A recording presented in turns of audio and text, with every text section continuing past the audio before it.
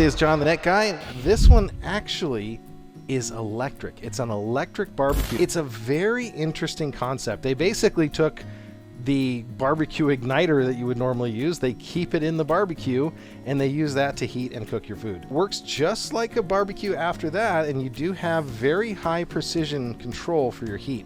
Let me roll you a clip here, and I'm going to show you just very quickly.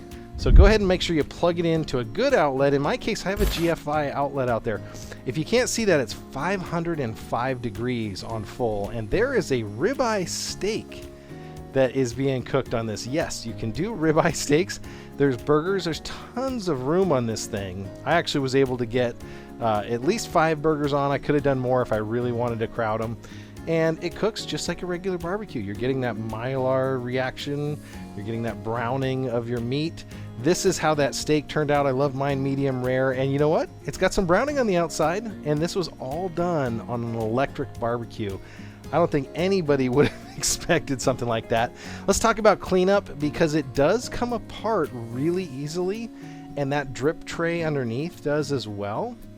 You can actually scrape this down super duper easy here. So I was just scraping it down. My wife was offering commentary, but I had to put it on mute. And it makes it really, really easy to clean your grill and have it ready to go again. So I don't know if they're dishwasher safe, but they might be. Next thing I did was load up these kebabs that I showed you some of those pictures of on social media.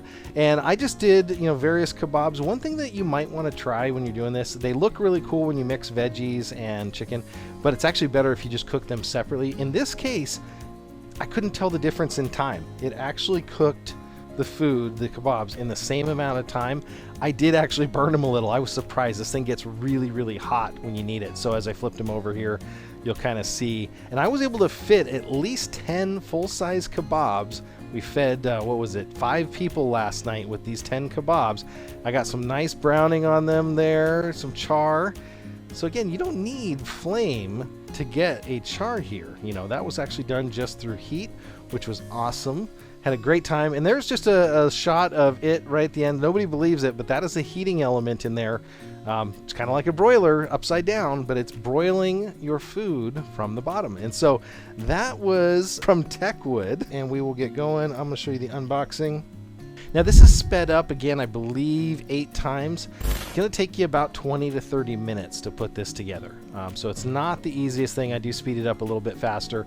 All of the parts for your barbecue come in this size, this area. If you're in an apartment, this thing would be fantastic for apartment dwellers. Apartments are really hard right now. It only takes, like I said, about 30 minutes. All of the screws are pre-started, and they're mostly all wing nuts. I would have liked a little bit of Loctite on some of these, because they are going to potentially loosen up over time. They do have lock washers, so make sure you tighten them good, and they should hold up really well. There's just a lot of little screws to put in. You're basically building this, and if you've ever built a full-size barbecue, this ain't anything new. Full-size barbecues can be incredibly challenging to put together. So here you go, almost done. I'm learning how to put that top grate on there, and there are some pictures of the finalized barbecue. And I took some glamour shots outside of it so you could see it in my backyard. Very cool product from Techwood.